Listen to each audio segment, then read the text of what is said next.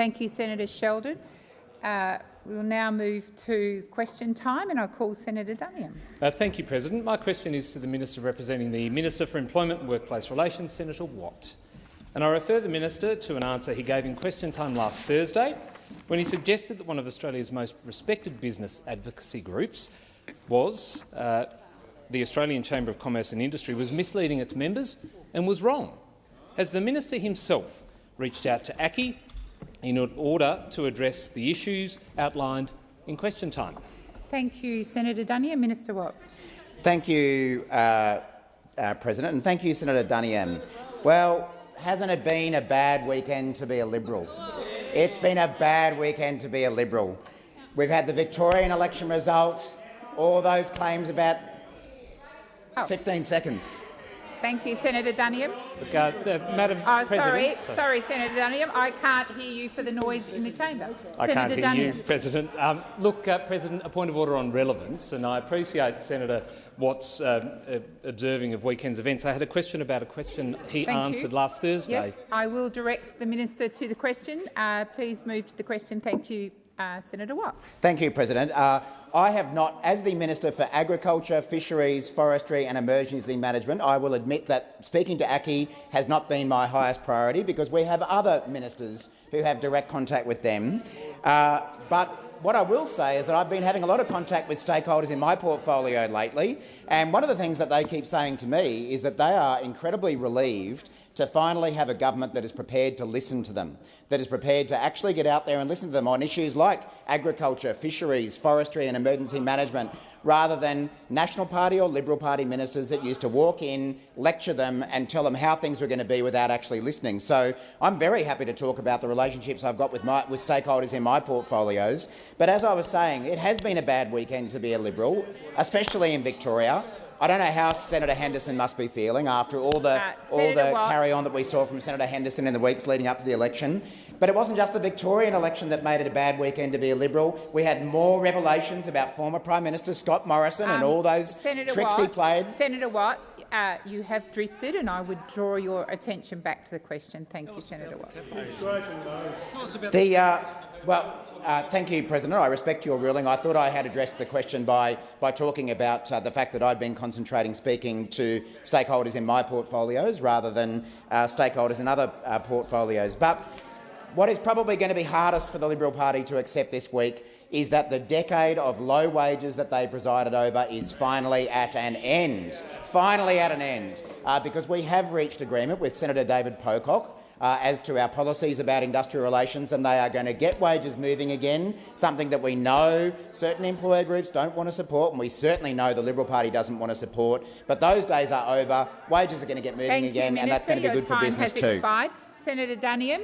First supplementary. Thank you, President. Let's try and come back to what I was asking about, and I refer again to the Minister's answer of last Thursday, where he queried, and I quote, "So are ACCI telling us they're opposed to a wage rise?" followed by a sarcastic comment where he said, "Oh, shock horror." Does the Minister agree that it's extraordinary for a Cabinet Minister to so petulantly attack a key stakeholder about their concerns about job creation? Minister. Thank you, President. Well, I don't think it would be any surprise to anyone that one of Australia's largest employer groups would not be particularly keen on reforms to an industrial relations system which offers workers the chance of a pay rise. We know that a lot of employer groups supported the former government's industrial relations legislation, and that's okay. They're entitled to their view. It would hardly be surprising that the union movement is supportive of laws being changed so that workers can actually get a pay rise. So we are totally unapologetic about the fact that we are bringing in laws that will bring to an end the decade of deliberate low wage growth that was at the centre of the former government's economic policy. We understand there will be some people who won't be happy about it. We understand there will be millions of workers in Australia who will be very happy about the fact that we finally have a government that is prepared to put their interests first and give them the pay rise that they've been waiting for over a decade to enjoy. Thank you, Minister. Senator Duniam, second supplementary. Thanks, President. Given the Minister's just confirmed that that's his intent and what he said, will the Minister now apologise to ACCI and to its members for his anti-employer and anti-job creator rant last week? Right. Minister.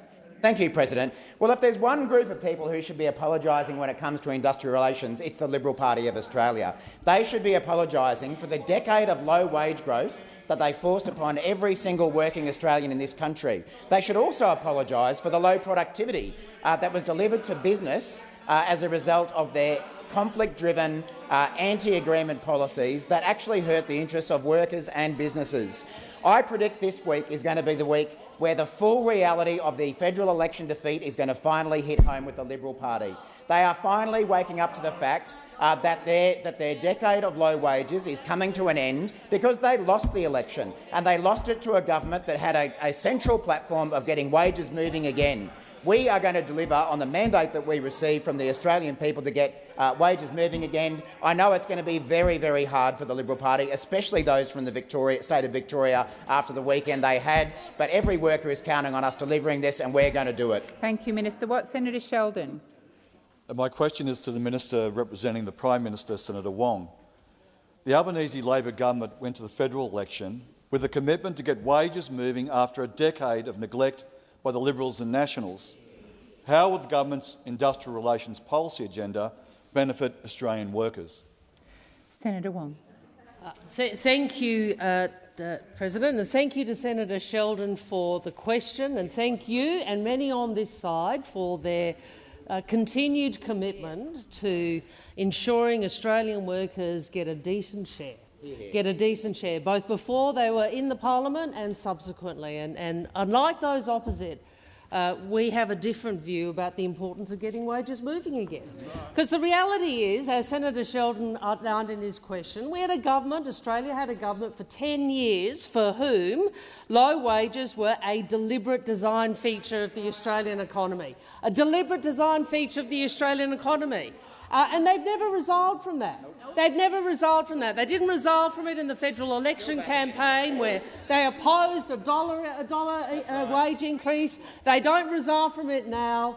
They continue to argue that ensuring that Australian workers get a decent share of the economic benefits that this nation produces is somehow a disaster for the Australian economy. Well, we on this side have a different view, and so too do so many working people across Australia. And with our IR policy and legislation, we are making a choice to end the era of deliberate wage stagnation, a choice to get wages moving again, obviously also a choice to work to close the gender pay gap, to take long overdue steps to put gender equity at the heart of our workplace laws, a choice to improve job security, and a choice to wind up those institutions established with nothing more than a political agenda to promote conflict. It is a bill that will help. It is a bill and a policy agenda that will help real people, workers across this country, or for too long who have paid the price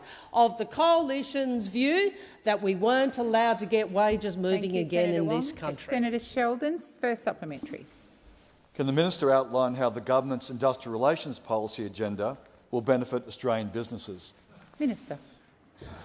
Those on the other side to try and distract attention from the fact that they actually don't want wages to increase, as demonstrated by the last 10 years, have focused a lot on small business and a lot on a scare campaign, which Senator Watt has very effectively shot down in this chamber.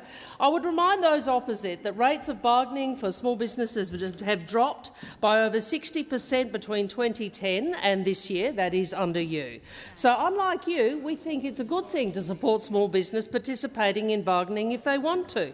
Why? Because bargaining can help make a business more productive and flexible. That's why we have the Cooperative Workplaces bargaining stream, which is especially relevant to small business.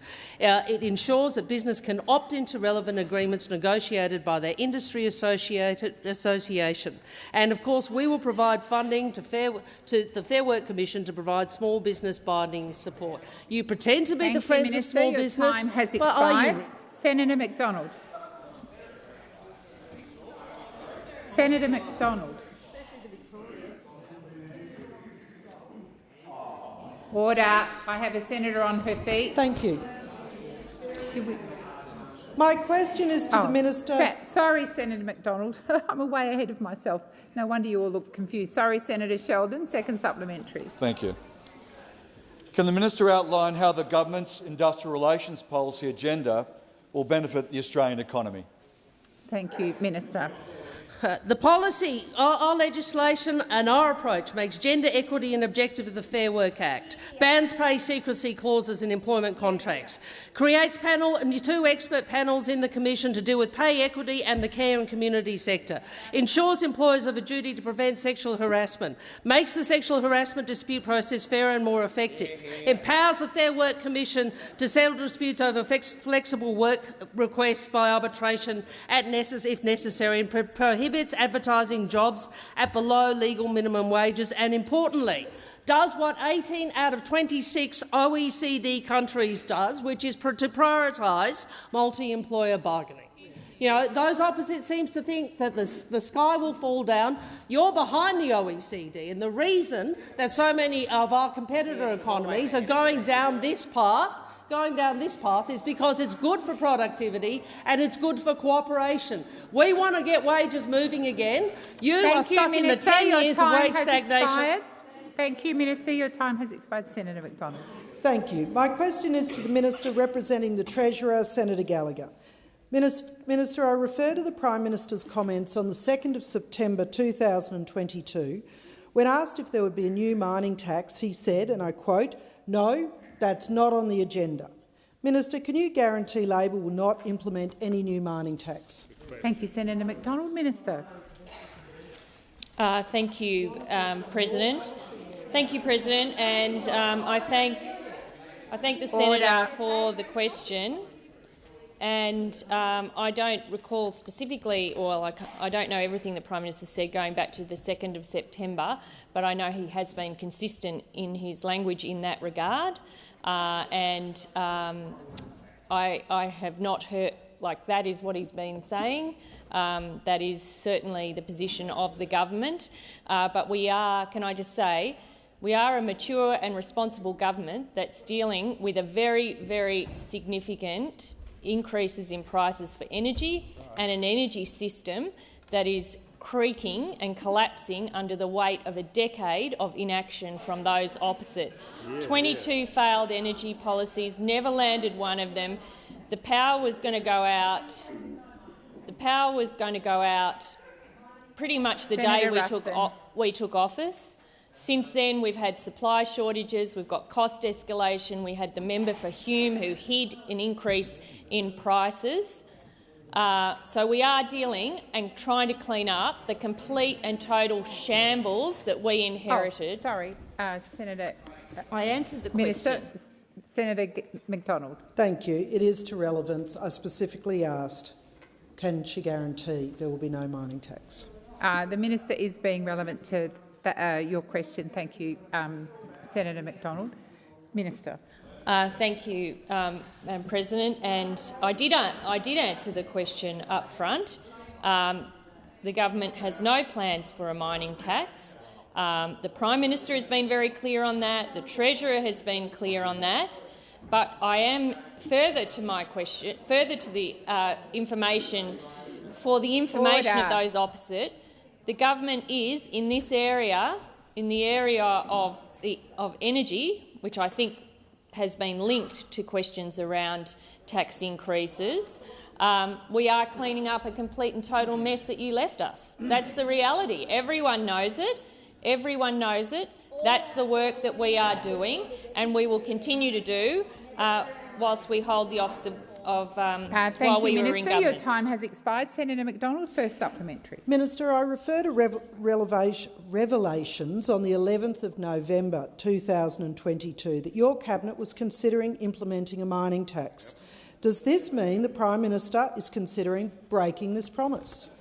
Thank you, Senator McDonald. Minister. Thank you. Well, I don't know where that comment has come from, and I don't speak about matters that are being discussed in Cabinet, but I refer you to my previous answer that I just gave you around the Prime Minister and his commitments. And we are not a government that breaks promises.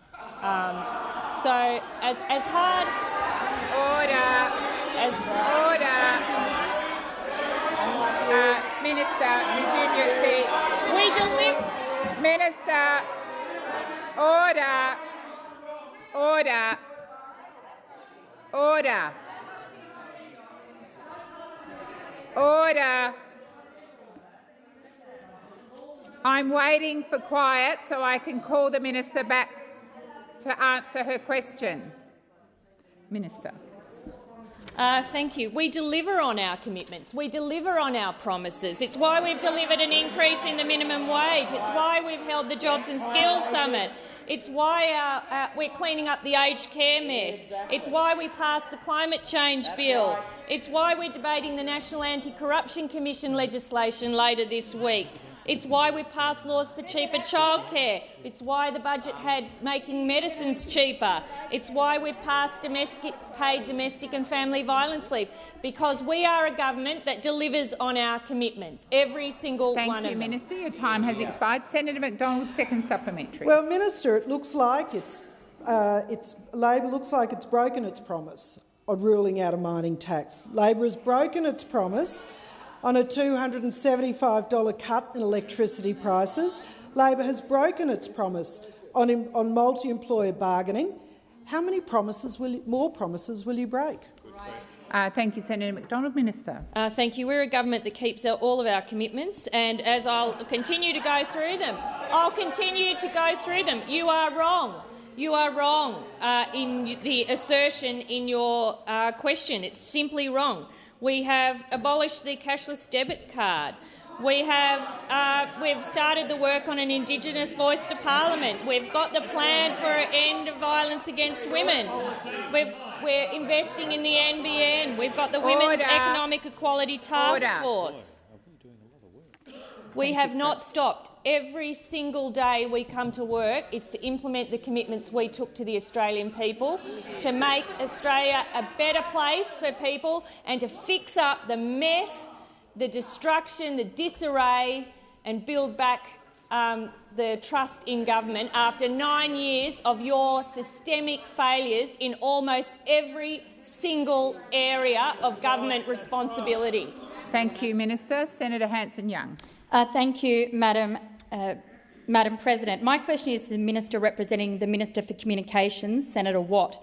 Following the result of the Victorian election and the disgraceful performance of sections of the Murdoch media, will the government now act on the issue of media diversity in Australia and, in particular, its importance for a robust democracy? Thank you, Senator Hanson-Young. Minister Watt. Yes, this one. Thank you, President, and thank you, Senator Hanson-Young. Well, I do think that the Victorian election showed that there were a number of commentators on the state of Victorian politics who got it completely wrong. Some of them are sitting in every aisle opposite us. Some of them are sitting in certain media outlets in Victoria who waged a 4-year campaign against the Andrews government, promoting hysteria, promoting conspiracy theories, with the people who are the noisiest now.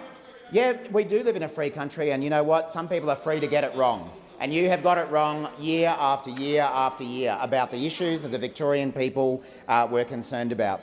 Now, Senator Hanson-Young, as you are aware, our government does have a position of supporting diverse media ownership. I'm sure that the minister responsible has discussed these matters with you.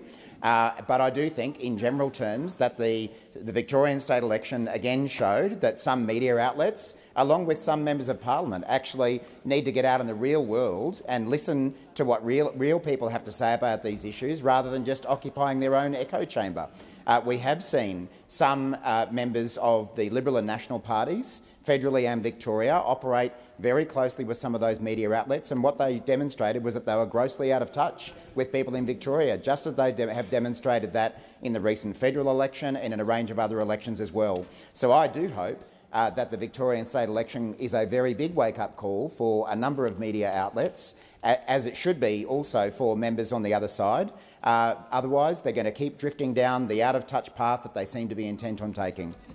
Senator Hanson-Young, first supplementary. Thank you. Does the minister agree that sections of the Murdoch media were in fact in breach of their own Australian Press Council rules, which state that the media should, quote, ensure that factual material in news reports and elsewhere is accurate and not misleading and is distinguishable from other sources such as opinion? Thank you, Senator Hanson-Young. Minister. Thanks, President, and thanks, Senator Hanson-Young. Of course, we believe that it's important for all media outlets to separate what is fact from opinion, and it is an important role for the media to make sure that when they are reporting what are supposed to be facts, that they do demonstrate the facts and do put out the facts. And then when they want to have something to say in an opinion piece, then go for your life. But there shouldn't be a blurring of the two. And unfortunately, we have seen occasions where that distinction has been blurred. I think that's not in the interests of the media in Australia, and I don't think it's in the interests of good public commentary about debate. Now, it's not really for me, as a representing minister, to judge whether particular outlets may have breached media codes, but I would say very strongly to all media outlets, no matter who they are, that the public expects that media codes will be followed, that factual information will be presented in a non-opinion form, leaving opinion pieces for their rightful place in our democracy, but not blurring it with fact. Your time has expired. Senator Hanson-Young, second supplementary. Given the Press Council clearly cannot enforce its own standards, Australian media is more concentrated than any other comparable market, and the overt political role that some sections of the Murdoch media play, will the government hold an inquiry with the powers of a Royal Commission into media diversity, including the Murdoch press, as recommended by some of your own senators, a former Prime Minister Kevin Rudd and some of your own Labor branches? Thank you, Senator Hanson-Young. Minister. Thank you, President, and thank you, Senator Hanson-Young.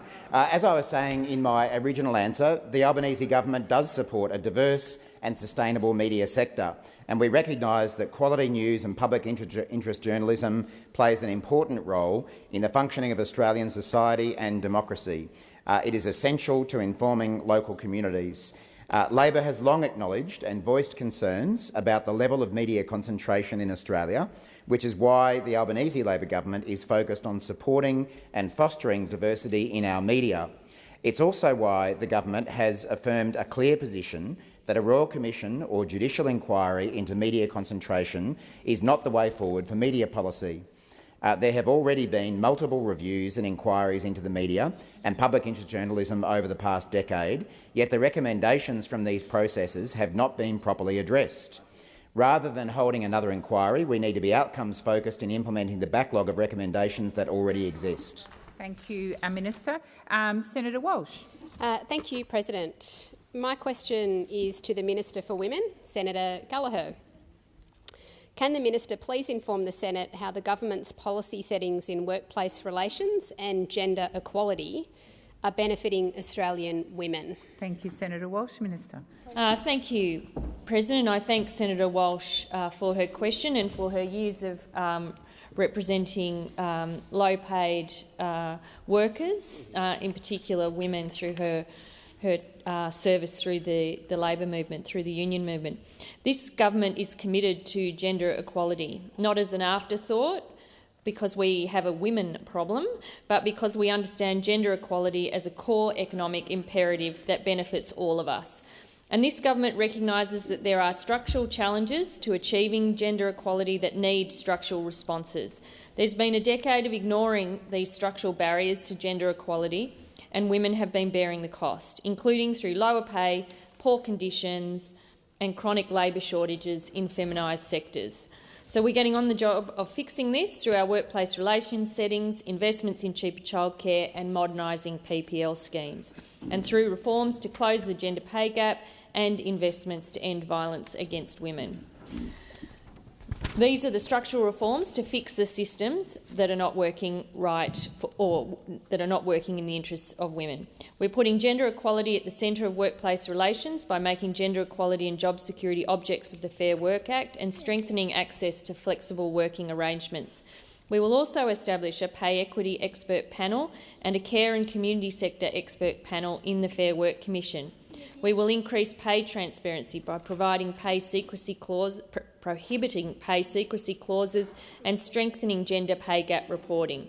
We will prohibit sexual harassment under the Fair Work Act, a recommendation of the Respect at Work report, which we are implementing. in full. While our workplace relations reforms will lift women's wages, our investment in cheaper childcare will make early childhood education and care more accessible, and our PPL reforms will give families more choice when caring for their youngest family members. Thank you, Minister. Senator Walsh, first supplementary. Thank you, President. Can the minister update the Senate on how these policy settings will drive wages growth with women in low-paid, feminised industries? Thank you, Senator Walsh. Minister. Thank you, President. These important reforms will provide greater access to bargaining for workers in lower paid and highly feminised sectors. Workers like Jane. Jane, who's been an early childhood educator for 40 years. She works at East Brunswick Kindergarten and Childcare. Incredibly passionate about her job, but it's been a tough industry to dedicate her life and her career to. There are constant struggles with staffing shortages due to low wages and conditions in the sector. Jane and her staff, along with workers in 70 other centres in Victoria, benefit from being part of a multi-employer agreement. They've won wages increases of 15% to 18% above the award, and just as important, they've won things like more time for planning and professional development, which delivers better quality care for the children that they are providing care to. But the process is currently drowning in red tape, and it shouldn't be that hard. Directors in these centres are usually educators, they're not workplace relations or HR professionals, and we're making it easier for people like Jane to get better pay. Senator Walsh, second supplementary. Thank you, President. Can the minister please update the Senate on why this policy agenda is so critical to improving conditions that will benefit women? Thank you, Senator Walsh. Minister. Thank you, President. Thanks, Senator Walsh, for the question.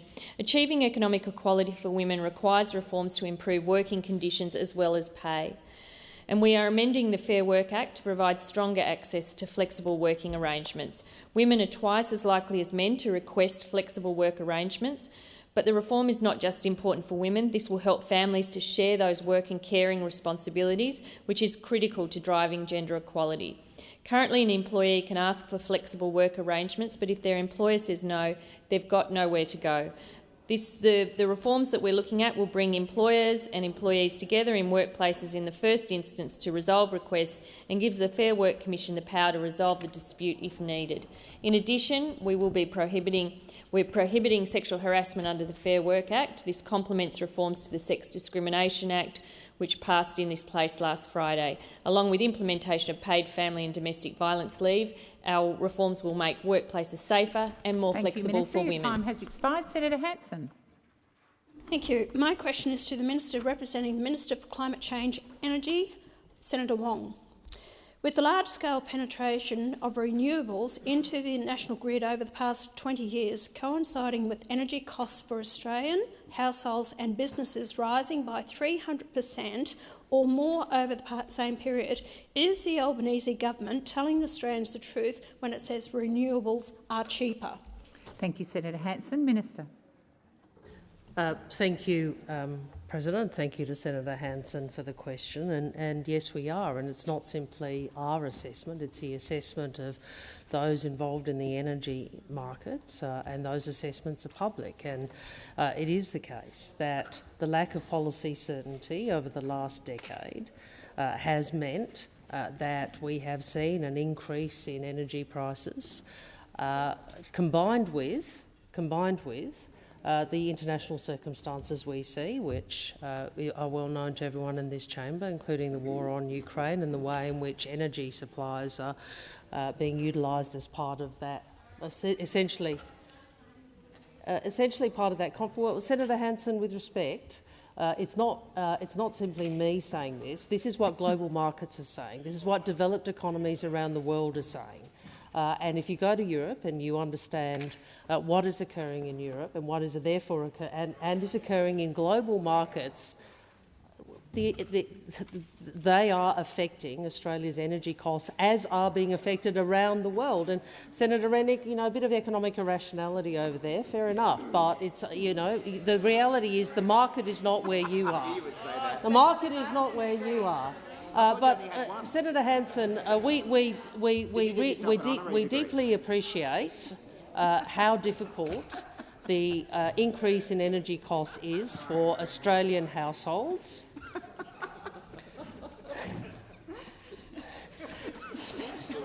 Sorry, I don't know how to respond to the interjection from Senator Rennick. Anyway, we understand how difficult it is. The government is very seized of this. I would make the point to you that the irrational position that was in place over so many years under those opposite meant that we saw supply exit the system. And we know if supply exits the system, what happens to price. Thank you, Minister. Your time has expired. Before I call Senator Hanson for her first supplementary, I remind senators on both sides this is crossbench time. They get limited opportunity and interjections are disorderly, and I would appreciate Senator Hanson having the benefit of hearing Minister Wong's responses in quiet. Senator Hanson, first supplementary. Thank you. Well, Senator Wong, I don't accept your answer to that question. Neither do a lot of Australians, because the war in Ukraine only just started this year and energy costs have been going up for years. My question is, with domestic energy costs predicted to increase by up to 56% over the next 2 years as more renewables come online and more coal-fired plants are closed ahead of time, will the Albanese government apologise to the Australian people for falsely claiming it would reduce household energy bills by $275 per year? Thank you, Senator Hanson. Minister Watt. Senator Hanson, we are seeking to deal with what is happening in global energy markets and what is happening in the domestic energy markets. And we inherited, as you will recall, a price increase, the policy response to which was simply the former minister, Mr Taylor, hiding a price increase prior to the next election. We inherited a system which saw 4 gigawatts of dispatchable capacity leave the system with only 1 gigawatt coming in. In relation to the point about renewables, the CSIRO, in their report in July 2022, forecast that by 2030, electricity produced by solar PV would be 2/3 cheaper than black coal and over 80% cheaper than nuclear. Wind generation would be 50% cheaper than black coal and 80% cheaper than nuclear. The reason the market has not invested in more coal-fired power is because the market is looking at the same predictions that I have just outlined to you. Thank you, Minister. Your time has expired. Senator Hanson, second supplementary. Maybe they're not looking into it because of the government shutting down coal in Australia. Considering that no human being in history has ever led a carbon-neutral existence, will the minister please explain to the Senate and the Australian people how the Albanese government's policies to bring in more than 250,000 immigrants every year are consistent with its policy to reduce greenhouse gas emissions by 43% by 2030. Thank you, Senator Hanson. Minister. Well, Senator Hanson, we do think that responsible levels of migration are consistent with economic growth, and we also believe that renewables are demonstrably a cheaper energy source than those which I have outlined, so coal and nuclear, which explains market behaviour over this last decade. It is the case we will have to transform our economy and we will have to ensure that we both reduce what we put into the atmosphere and offset that which we cannot reduce. And in that regard, Senator Hanson, the position the Albanese government is putting is where the mainstream economies of the world are. It is where the majority of the global economies are. Thank you, Minister. Your time has expired. Senator Ruston. Thank you, President. My question is to the Minister representing the Minister of Health, Senator Gallagher. The distribution priority area classification system has been crucial in supporting the movement of general practitioners to rural, regional, remote areas to address workforce shortages.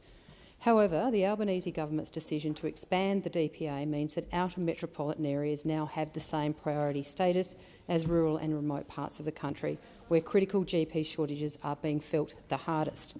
The Rural Doctors Association of Australia has stated that this policy change, and I quote, will cost the lives of rural and remote patients who already suffer poorer health outcomes. Can the minister please explain what advice formed the basis of your government's decision to expand the DPA classifications and whether you consulted with the RDAA, whose members are the ones most impacted by this decision? Thank you, Senator Ruston. Minister. Thank you, President, and I thank Senator Ruston for the question. I will come back to the chamber on the specifics of the minister's engagement and consultations, but I can say that I know Minister Butler consults very widely and is working very closely with general practice and general practice groups, groups representing particular arms of general practice or healthcare broadly, as he's working through the reforms that we want to implement. On the program around the designated status or distribution priority areas, we have expanded that because there are shortages in a whole range of areas. That's the reality. Like, primary care is under enormous stress, and there are workforce shortages in outer metropolitan areas, and in rural and regional areas for sure, which is why there was a response to rural and regional health through the budget in October, which had a specific measure, a rural general practice package, to make sure that there are innovative models of care being trialled across rural general practice, more training placements under the John Flynn program, and looking at extra incentives for doctors and nurses to go into and work in rural and regional areas. So we're looking at this across the board. Yes, there are enormous pressures in rural and regional areas.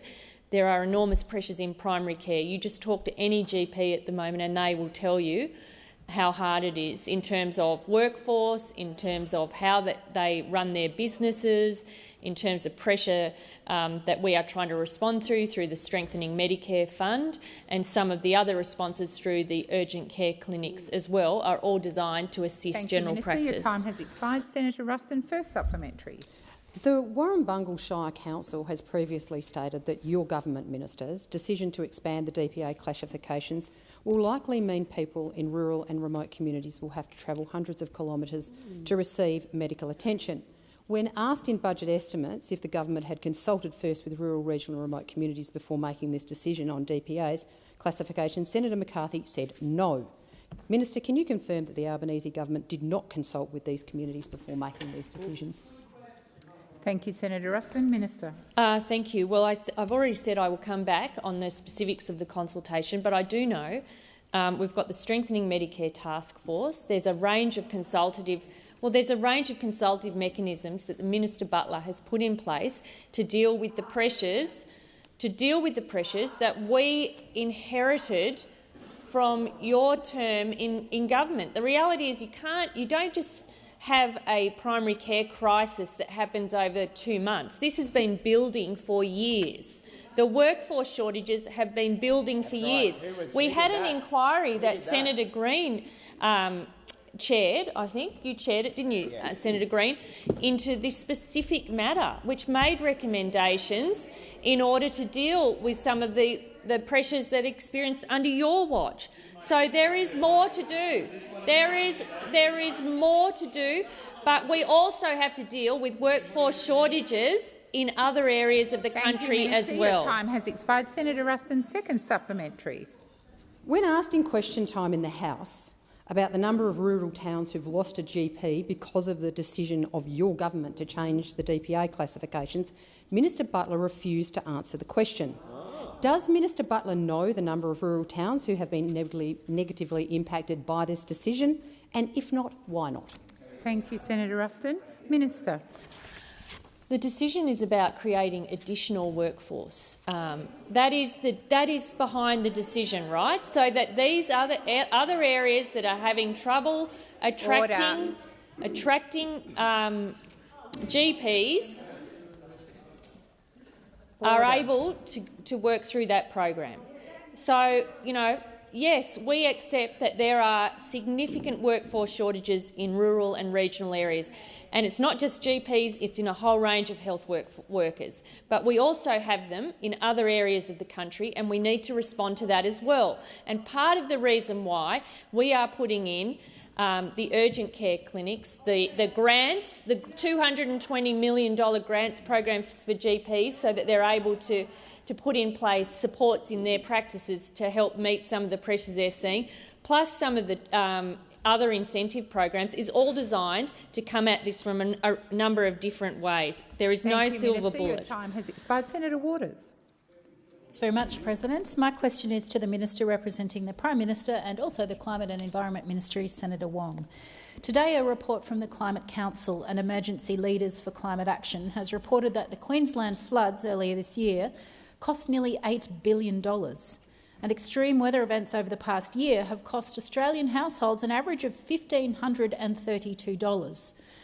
The report says we need deep cuts to emissions this decade to avoid climate catastrophe, something that cannot happen if more coal and gas projects are approved. Rather than propping up coal and gas projects with fossil fuel subsidies, this government should be addressing the cost of living and preparing communities for future disasters. When will the government cancel the $47.2 billion in public money it's giving in subsidies to the fossil fuel sector? Thank you, Senator Waters. Minister Wong. Thank you, President. Thank you to Senator Waters for a very lengthy question. Well, it was a lengthy question. That's all right. She's entitled to a full minute, and I'll. They're very touchy, aren't they? They're very touchy. Had a bad Saturday night. Look, Senator, this is a variation on a question that you've asked and your colleagues have asked on a number of occasions. And what I would say to you is, one, we agree with the need to make reductions in the emissions Australia produces. That is a position that I have been arguing and the Labor Party has been arguing for many years. We sought to implement that in government. We fought for that in opposition over 9 years. And I am pleased, as I'm sure many people across Australia are, that we not only have a government who wants to act on climate, but have a parliament that wishes to act on climate. So I think all of those points really go back to some of the points you raise. I think the question is, what is your diagnosis or your assertion about the test to deal with that? We believe the test is as set by the UNFCCC and as agreed amongst the international community, which is economies over time will make reductions in their emissions, what will reduce the emissions they produce. That is why we have an election commitment to a 43% reduction by 2030, which will see the overwhelming majority of energy in the energy sector coming from renewable sources. Now, I appreciate the Greens have a different view. I trust they also have a fiscal position that they're prepared to take, which reflects that. In terms of the revenue to the Australian economy by those sectors. But unlike you, we're not going to target workers and one industry. We are going to reduce over time. Your time has expired. Senator Waters, first supplementary. Thanks, President. Last week, in a case taken by Youth Verdict, the Land Court of Queensland recommended rejection of Clive Palmer's Waratah Coal Wandoan mine. The Land Court found that the mine's contribution to climate change and cultural harm outweighed any economic benefit. Will the Environment Minister apply the same reasoning when assessing the 114 coal and gas projects currently before her and reject those damaging projects? Thank you, Senator Waters. Minister. Thank you. That's actually a question not in the climate portfolio, as you'd know, but in the environment portfolio, but I'm happy to respond to it. Thank you, Senator Payne. I'm aware of that. I'm aware of that. We also don't understanding orders switch portfolios mid-question, but that's fine. I'm happy to take the question. And the response is, as I previously said, Senator Waters, obviously those matters that are before Ms Plibersek or whomever holds that portfolio at any time over the past years, those are matters that the Minister would exercise in accordance with the statutory discretion. as you know, our view is that any project has to stack up environmentally and clearly economically, and I think the reality is over time the global markets will reduce the amount of the consumption from fossil fuels. I think that is demonstrated by a net zero. Senator Waters, second supplementary. Thank you, President. Given the environmentally, culturally and economically devastating impacts of climate change, particularly for future generations, when will the government commit to introducing a climate trigger into the EPBC Act to require the climate impacts of all large projects to be considered and to allow the outright rejection of big coal, oil and gas projects on climate grounds? Thank you, Senator Waters. Minister. I do agree with the characterisation about the urgency of action on climate, and I believe our country would have been far better off had we first passed the emissions trading scheme, or second, if we had been able to continue the clean energy package that Ms Gillard and Ms Gillard's government introduced. Regrettably, that was not the case, and I think we would have been in a more competitive position than we are now in a global economy which is increasingly prioritising clean energy. But the question again goes to a policy lever that I understand that that those at that end of the chamber have been advocating for. Some have been advocating for in the community. We went to the election with a very clear commitment about how we would reduce Australia's emissions and how we would seek to shift our economy from an emissions-intensive. Senator Ciccone. Thank you very much, President. My question is to the Minister representing the Minister for Infrastructure, Transport, Regional Development and Local Government, Senator Watt. Minister, how will the Albanese Labor government continue working with the re-elected Andrews Labor government to deliver important infrastructure projects in my home state of Victoria? Minister Watt. Thank you, President. Thank you, President. Senator Ciccone. What about the hotel workers? Senator Ciccone, order. Thank you, President. And it seems that even after the election, the trigger words are still there. The Andrews Labor government. Trigger word. Oh, sorry, I didn't mean to say Andrews Labor government. I thank the senator for the question. I know that he's a proud Victorian, and I would hazard a guess that he personally voted for the Andrews Labor government on the weekend. Trigger warning. There's lots of references to the Andrews Labor government in this answer. I should really give you a trigger warning. On Saturday, the Victorian community came together and emphatically endorsed the Andrews Labor government and their agenda for Victoria's future. I would like to congratulate Premier Daniel Andrews on his success and the significant achievement of a third time in government.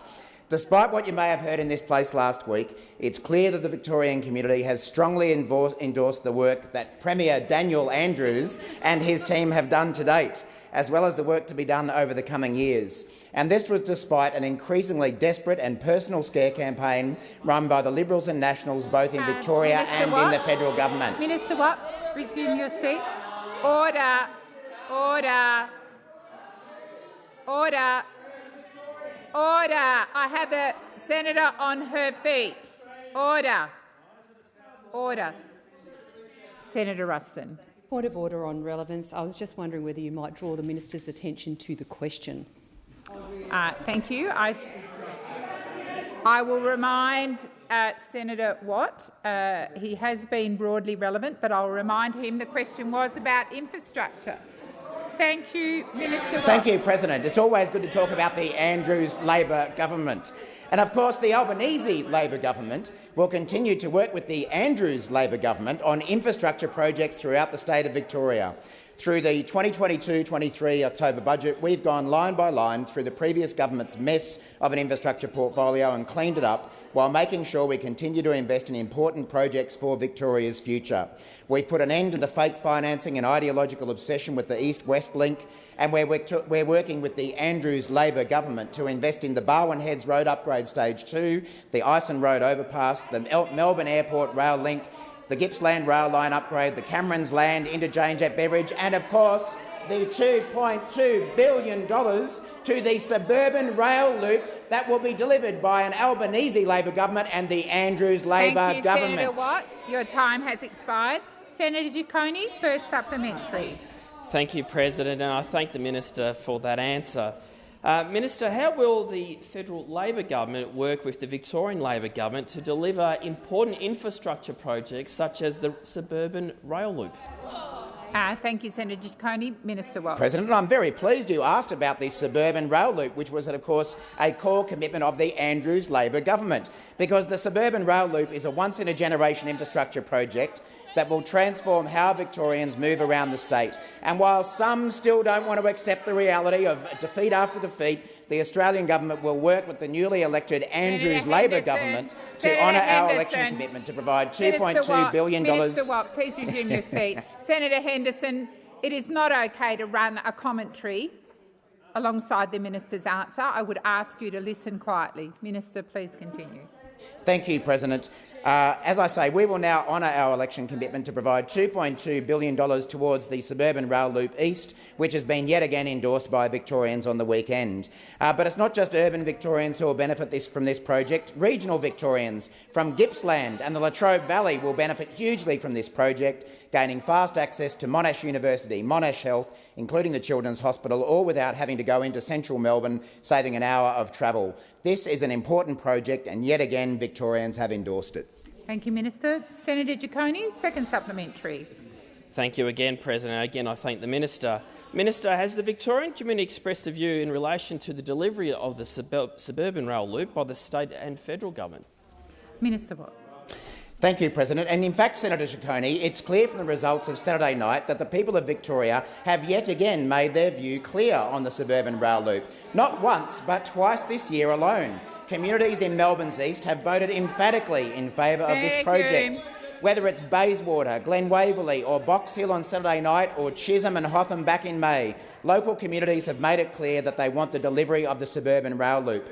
Now, you really would think that the Victorian Liberals would have seen the warning signs after the 2018 election when Victorians backed in the suburban rail loop. But no, it's like a rail line with a big danger ahead sign, and Senator Henderson and her friends just charged on. It happened again in the federal election when a government that took the suburban rail loop to the people was backed in. But again, Senator Henderson, Senator Van, Senator McKenzie couldn't hear the warning signs. And now they've driven the coalition train off the track, a massive derailment. Stop digging. We've got tunnelling machines to dig the holes for the rail line. We don't need you digging, but you will keep doing so. Your time has expired. Senator Chandler. Thank you, President. Order. Order. You have a senator on her feet. Senator Chandler. Thank you, President. My question is to the Minister representing the Prime Minister, Senator Wong. Over the last 3 months, the Iranian regime has been accused of killing more than 300 civilians standing up for human rights, particularly Iranian women and girls.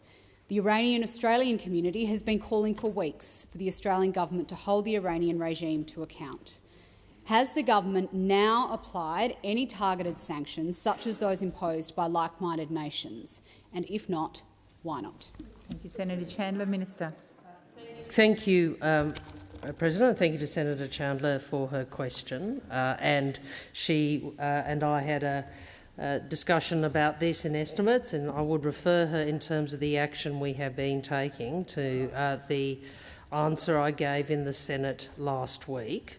About this issue. We have taken action against Iran. We've consistently called out the regime publicly for its egregious actions, and I think everybody in this place, as much as you might like to play a bit of politics with this, Senator Van, everyone in this place would stand united in our condemnation of the brutal repression of civil and political rights in Iran following the tragic death of Mahsa Amini.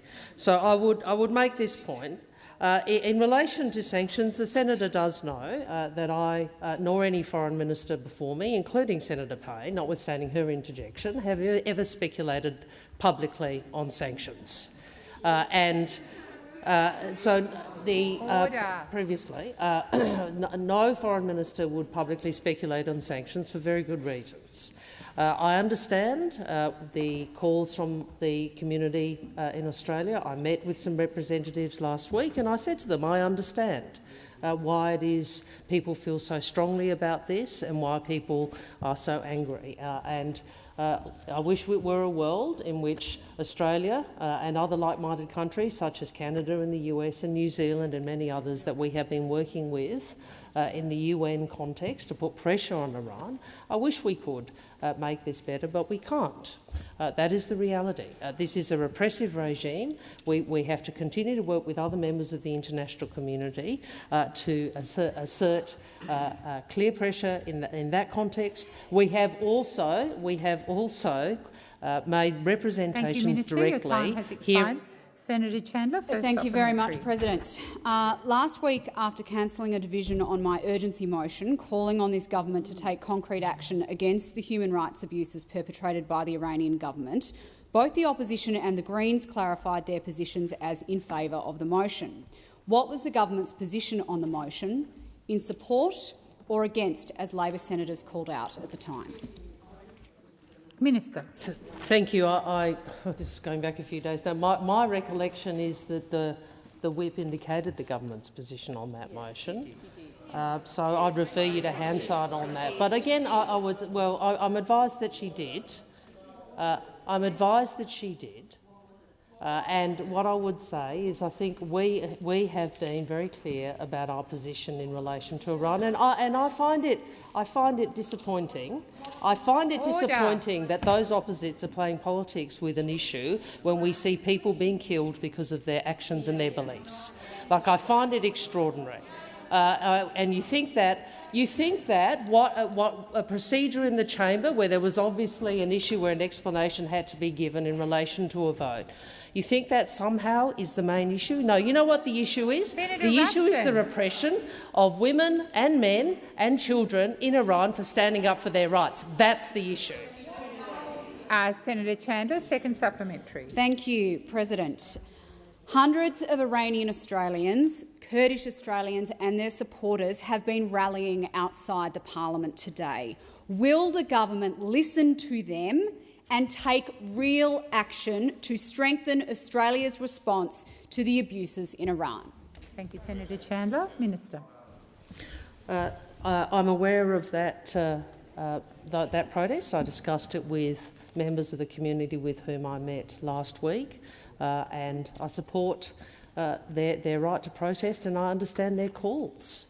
I do understand their calls. And as I said to members of, as I've said previously to members of the community, I think, if I were in their position, I perfectly understand why they're calling for it. The person who holds this office has to make a range of decisions and go through a range of processes and make a judgment in Australia's best interests. I presume the same judgment as the coalition government raised when Iran was elected to the CSW, the Commission on the Status of Women, and no protest was lodged by the former government. Thank you, Minister. Senator Marielle Smith. Thank you. My question is to the Minister representing the Minister for Health, Senator Gallagher. How are governments working together to meet the continuing health challenges presented by COVID? Thank you, Senator Smith. Senator Gallagher. Thank you, President. I thank Senator Smith for the question. Governments around Australia are monitoring this fourth wave of Omicron very closely. Data released last Friday over the last 7 days suggests that the current wave is likely to peak towards the end of November and into early December. The case numbers are up. They're up 10% in the last 7 days compared with 47% in the 7 days before that and 38% in the 7 days before that. So it's important that people continue to take precautions against COVID, and the best precaution is to be up to date with vaccinations. The Albanese government is working with states and territories through National Cabinet to ensure that we have a strong national response. In the recent budget, we spent, I think, total spending on COVID measures is around $2.6 billion, including funding for the stockpile, vaccines and treatments and significant investment in aged care. We will continue to work constructively with all states and territory governments because we know that a cooperative, collaborative approach leads to better public health outcomes. Governments working closely with their communities is also vital, and we saw evidence of this in the Victorian election on the weekend. No one has done it tougher during this pandemic than the people in Victoria, and the strong, focused leadership of Premier Daniel Andrews through the pandemic has been endorsed with this extraordinary victory. On the weekend, Victorians voted for a competent government. The strong leadership of Premier Andrews and his government show that during the challenges thrown at Victorians during the pandemic, accepting the public health advice, accepting the evidence, making tough decisions but being honest and upfront and transparent does reward you electorally. The government looks forward to working with the Andrews government and all state and territory governments as we tackle this next wave of COVID-19. Thank you, Minister. Senator Smith, first supplementary. Minister, what are we doing to protect older Australians and those in aged care?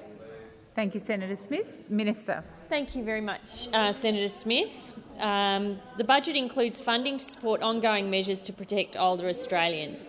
Key measures include $810 million in additional funding into the Aged Care Support Program grant so that aged care providers continue to be supported with the costs of managing COVID-19.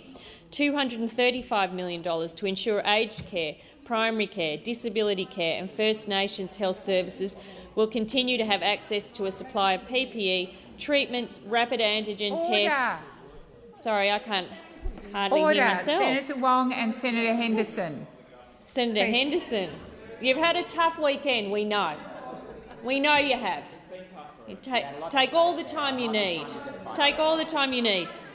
The government has been on the front foot to help protect older Australians most at risk of COVID. Our measures to support the aged care sector include pre-deploying summer packs of personal protective equipment to all residential aged care homes, continuing to prioritise boosters and continuing access to surge workforce and additional Your time workers. has expired. Senator Smith, second supplementary. Thank you. Minister, what action is the government taking to ensure more Australians have access to antiviral medication to treat COVID? Thank you, Senator Smith. Minister. Thank you, President. Thank Senator Smith for the question. In July this year, the Minister for Health and Aged Care announced the widening of eligibility for antiviral drugs to treat COVID. All Australians aged over 70 who test positive for COVID are now able to access antivirals on the PBS. Access has also been expanded to people over the age of 50 with 2 or more risk factors for severe disease, Aboriginal or Torres Strait Islander people aged over 30 with 2 or more risk factors for severe disease. The most recent data shows that 394,100 doses of antivirals have been prescribed and dispensed from the PBS. Prescription numbers increased by 11.8% last week compared to the previous week, and approximately 34,130 antiviral prescriptions have been provided to people in residential aged care. Thank you, Minister. Minister Wong. Thank you, President. I ask that further questions be placed on notice.